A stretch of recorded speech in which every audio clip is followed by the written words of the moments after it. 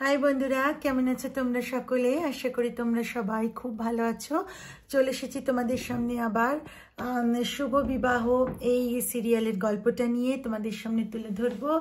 তো তোমাদের সামনে আজকে তুলে ধরবো হচ্ছে 7 জুলাই, মানে 7 জুলাই শুভ বিবাহতে কি হয়েছিল। তো চলো শুরু করা যাক। তেজ আর সুধার মধ্যে মিল হলো কিনা, আর তাহলে কি তেজের বিয়েটা আটকালো, এই সমস্ত কিছু তথ্য আজকে তোমাদের সামনে তুলে ধরবো। তো চলো তাহলে ভিডিওটাকে স্কিপ না করে পুরোটা দেখতে হবে। Welcome and welcome back to my channel serial update with Rinka. তো বন্ধুরা, আবার আমি ক্যামেরাটা অন করলাম, ভুল করে তোমাদেরকে বলে দিয়েছি 7 জুলাই, ওটা 7 জুলাই নয়। আজকে তোমাদের সামনে তুলে ধরছি শুভ বিবাহের 8 জুলাই, মানে 8 জুলাইয়ের গল্পটা। আমি ক্ষমা প্রার্থী তোমাদের কাছে বন্ধুরা, ভুল ডেট বলার জন্য তোমরা আমাকে ক্ষমা করো।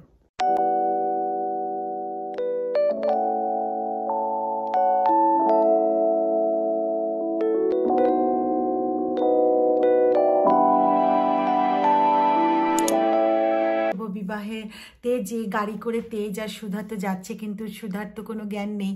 তো সুধা তারপরে যখন মানে একটু জ্ঞান আসে, তখন দেখে যে ওর হাত আর তেজের হাত ওর কি বাঁধা। তো তখন কি করছেন মিস্টার বসু মল্লিক, কেন আপনি আমাকে জোর করছেন? বলে না, এটা জোর করার কি আছে, বলে আপনি আমার মেয়েকেও কিডন্যাপ করেছেন, আমাকেও কিডন্যাপ করছেন। তো তখন বলছে যে না, এতে কিডন্যাপ করার কি আছে, এটা তো কেউ কিছু কিডন্যাপ করছে না, আমি আমার বউয়ের সাথে গাড়িতে যাচ্ছি। তো সে তো না, আপনি বড্ড জোরাজবরি করছেন, আপনি একটা ক্রিমিনাল, এটসেট্রা এটসেট্রা, অনেক কিছু হচ্ছে। তো তখন এবার আমাদের সুধা আর কি চেষ্টা করছে গাড়ি থেকে নামার। তো তখন এ বলছে, আমাদের তেজ বলছে সুধা এরকম করো না, সুধা এরকম করো না, গাড়ি থেকে নামার চেষ্টা করো না, এটা কিন্তু অ্যাক্সিডেন্ট হয়ে যাবে, এটা কিন্তু অ্যাক্সিডেন্ট হয়ে যাবে।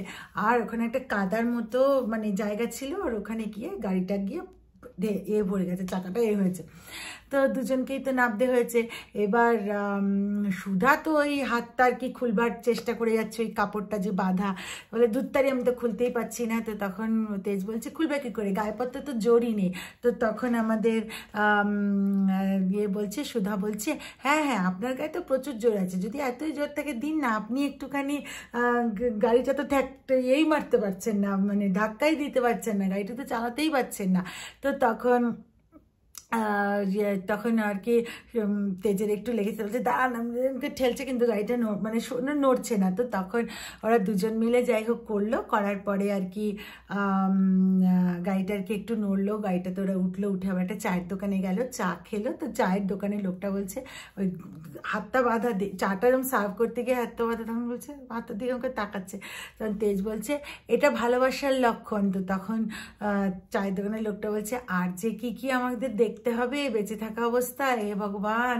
তো যাই হোক, তো এবার চায়ের দোকানের ওখানে তো তেজ আর সুধা চা ফা খাচ্ছে। তো সুধা তো সমানেই বলে যাচ্ছে না, আপনি আমাকে ছাড়ুন, আমাকে এতে পৌঁছে দিন বা বাস স্টপেজে, ওখানে আমি ওখান থেকে বাড়ি চলে যাব। তখন করে কতগুলো লোক বাইকে করে আসে এবং এসে তেজকে বলে যে হ্যাঁ, একটা নিরীহ মেয়ের প্রতি আপনি এরকম করছেন, কি করে এরকম করতে পারেন, হ্যাঁ আপনি কেন এমনি করছেন?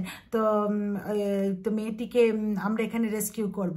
তো তখন সুধা বলছে হ্যাঁ হ্যাঁ, আমাকে একটু নিয়ে চলুন। তো বলে ঠিক আছে, আপনাকে আমরা বাইকে পৌঁছে দেবো। কোথায় যেতে? বলে বাস স্ট্যান্ডে যাবো। বলে ঠিক আছে, আমি বলে আমার মেয়ে একা আছে বাড়িতে। বলে ঠিক আছে, আপনাকে পৌঁছে দেবো, আর এনার যা ব্যবস্থা করেন আমি করছি। আর ওদিকে তেজ তো সমানে বলে যাচ্ছে সুধা তুমি যেও না, সুধা তুমি যেও না। সে তো আর সুধা শুনবার পারতেন না। তো যাই হোক, তো এবার কি হয় না, ওদেরকে তো মানে ওই বাকি যে বাইকের লোকেরা ছিল তারা তেজকে ধরে মারছে। তো তখন সেটা তো আবার একটু আমাদের সুধার কষ্ট হচ্ছে। তো সুধা ওই যে লোকটার কি লোকটার বাইকে সুধা উঠছে, তাকে বলছে আপনার বন্ধু বান্ধবদের একটু বলুন তো যে ওনাকে আর না মারতে। বলে না না, কিচ্ছু করবে না, কোনো চিন্তা নেই। এবার যেমনি বাইকে উঠে যাচ্ছে, সুধা দেখছে রাস্তাটা অন্যদিকে, তখন প্রচণ্ডভাবে চেঁচাচ্ছে যে কোন দিকে নিয়ে যাচ্ছেন, ডাকছেন, তেজ তেজ আমাকে বাঁচাও, আমাকে বাঁচাও। তো আপনি আমাকে কোন দিকে নিয়েছেন বলতে বলতে বললো, দেখুন না আপনাকে কি সুন্দর আমরা আতিথেয়তা করব, আপনি চিন্তা করবেন না। তো এবার কি হয়েছে না, ও মানে করেছে, মানে বাইক থেকে ঝাঁপিয়ে নেমে গেছে। তো তারপরে বাকি বাইকের লোকেরাও এসছে, এসে তো সুধাকে খুব মানে জ্বালাতন করছে।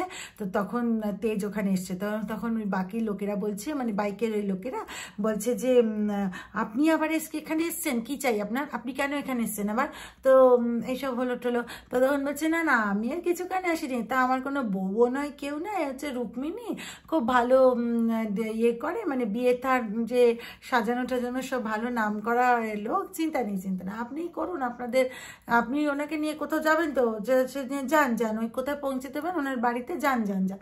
তো তখন এদিকে সুধা বলছি, আপনি এরকম করতে পারেন না মিস্টার বসু মল্লিক, পার্সোনাল গ্রাজের জন্য আপনি একটা এরকম কখনোই করতে পারেন না। তো এদিকে তো তেজ ওখান থেকে বলে চলে যাচ্ছে, মানে চলে গেছে। তো এখানে কি হয়েছে না, আমাদের ওই গুন্ডাগুলো, ওগুলো আসলে বাইকে যারা রয়েছে ওগুলো আসলে আসলে গুন্ডাগুলো।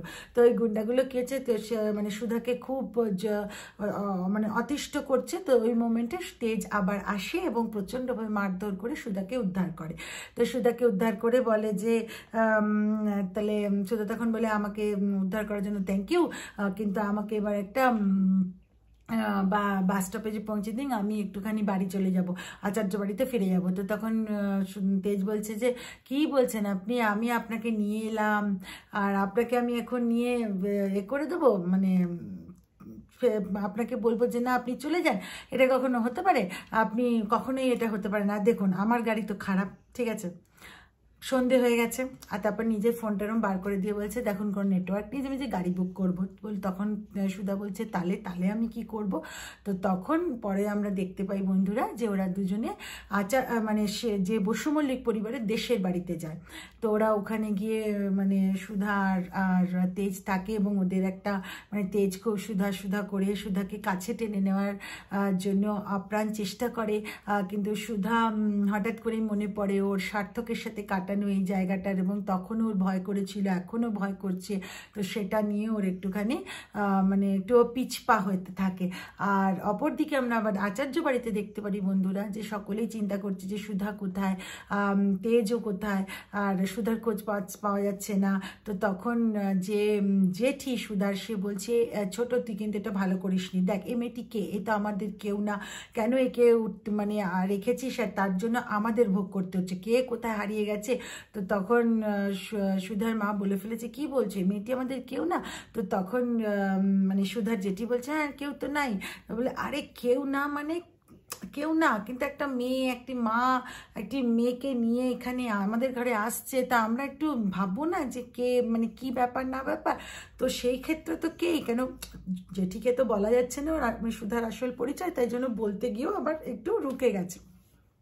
তো তরিকে আবার সুধার জেঠি বলল যে মানে তরি জিজ্ঞেস করলো যে তুমি এরকম কেন বলছো গো, আমি কি এই বাড়ির কেউ না? বলে না তুই কেউ না, তুই কোনোদিনই কেউ না, তুই বুঝতে পেরেছিস এই বাড়ির কেউ না। তো তরি তো একটু দুঃখ পেয়ে ওখান থেকে বেরিয়ে গেল। ঝিনুক আবার ওখানে গেল, ঝিনুক বলল যে তরি তুমি দুঃখ পেও না। বলে আচ্ছা আমার হিরো আঙ্কেলের মামাম কোথায়, মামামকে আমাকে কোনোদিনই আসবে না, কোনোদিনই আর কি ভালোবাসবে না, আমি জানি মামাম আমাকে ভালোবাসে, ফেরত আসবে।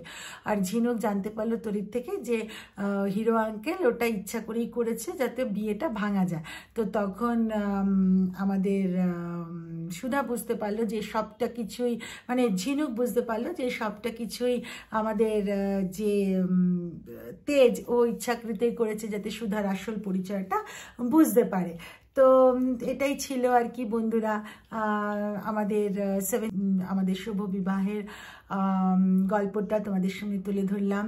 তো আশা করি তোমাদের ভিডিওটা ভালো লেগেছে। ভিডিওটা ভালো লেগে থাকলে লাইক শেয়ার আর কমেন্ট করে দিও, চ্যানেলটা সাবস্ক্রাইব করতে ভুলো না কিন্তু। চলো তাহলে দেখা হবে একটা পরবর্তী ভিডিওতে, ততদিনের জন্য টাটা বন্ধুরা, ভালো থেকো, নমস্কার।